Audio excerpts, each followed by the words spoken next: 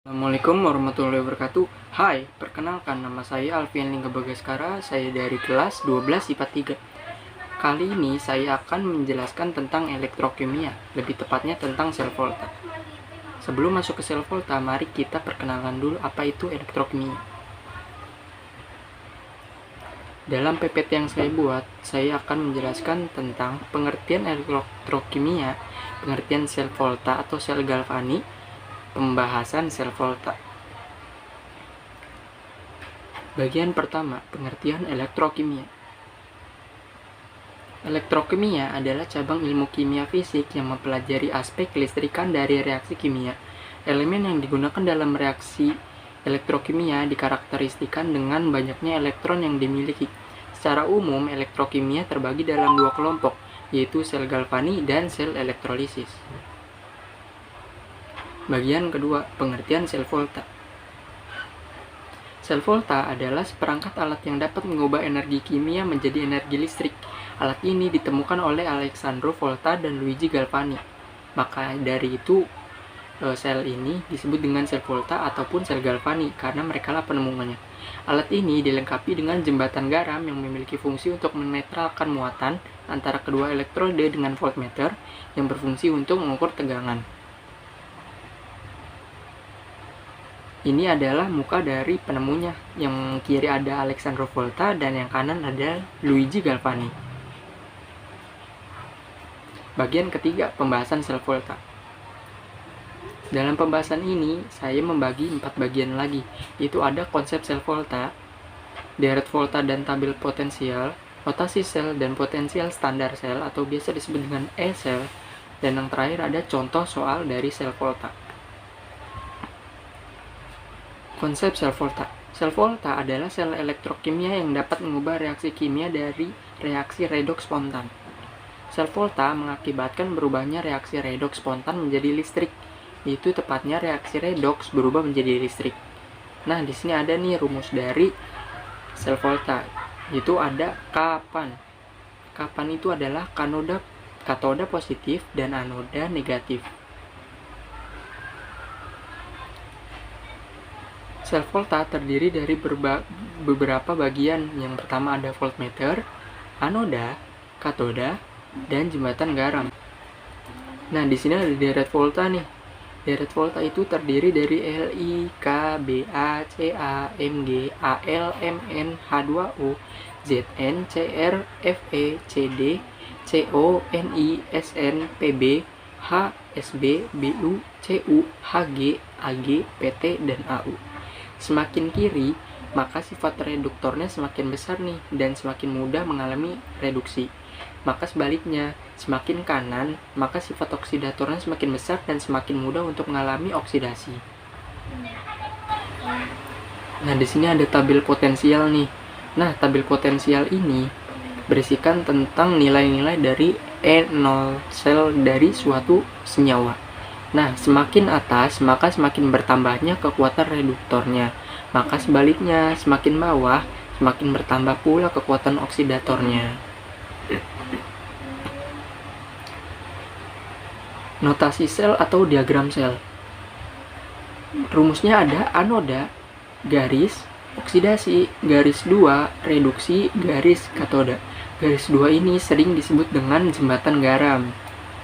Nah, contohnya adalah Fe dalam bentuk solid, garis Fe2+ dalam bentuk aquos, jembatan garam Cu2+ dalam bentuk aquos, garis Cu dalam bentuk solid. Nah, di sini ada potensial standar sel atau S-sel. Potensial standar sel adalah selisih dari potensial katoda dan potensial dari anoda. Nah, cara menghitung potensial standar sel itu ada dua cara nih, cara simpel dan cara panjang. Cara simpelnya adalah mengurangkan atau menyelisihkan E0 katoda dan E0 anoda. Dan cara panjangnya adalah kalian menyamakan dulu reaksinya, jadi antara elektronnya itu harus berseberangan, nggak boleh satu ruas. Dan caranya seperti ini, ada di kiri bawah. Dan jangan lupa untuk menentukan oksidasi, mana yang oksidasi dan mana yang reduksi. Nah, di sini ada contoh soal nih. Jawablah soal di bawah.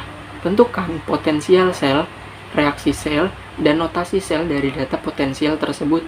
Nah, di sini ada soal Zn2+ dalam bentuk aqueous ditambah 2 elektron min menjadi Zn dalam bentuk solid dan memiliki nilai potensial sebesar min 0,76 volt. Dan ada Ni2+ dalam bentuk aqueous ditambah 2 elektron min menjadi Ni dalam bentuk solid memiliki harga Se0 sel sama dengan minus 0,28 volt. Beginilah penyelesaiannya. Yang pertama-tama, mari kita menentukan mana yang teroksidasi dan mana yang tereduksi. Oh, ternyata kelihatan nih. Ternyata yang teroksidasi itu senyawa Zn. Kenapa senyawa Zn? Karena pada dasarnya senyawa yang memiliki E0 sel paling kecil itulah yang teroksidasi. Oke. Karena yang sebelumnya adalah di sini nilai dari E0 sel dari Zn adalah minus 0,76 volt, maka di sini kita rubah nih, karena kan kalau begitu masih tetap satu ruas tuh elektronnya, jadi dirubah menjadi Zn dalam bentuk solid menjadi Zn2+ dalam bentuk aqueous ditambah 2 elektron min. Karena sudah dirubah, nilai E0 selnya menjadi positif, yaitu menjadi plus 0,76 volt. Nah, karena reduksinya senyawa Ni dan tidak berubah, maka tulis saja ulang.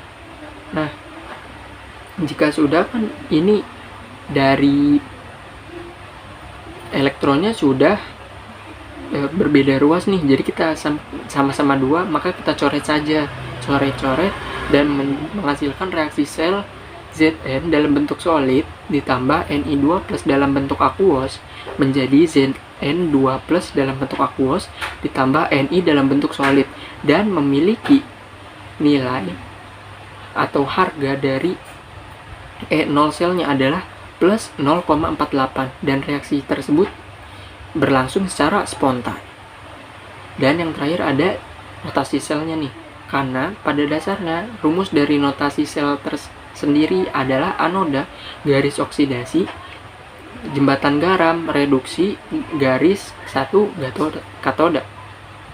Sesuai dari soalnya, maka kita dapat menghasilkan notasi selnya adalah Zn dalam bentuk solid garis Zn2+ dalam bentuk aqueous, jembatan garam Ni2+ dalam bentuk aqueous, dan garis 1 Ni dalam bentuk solid.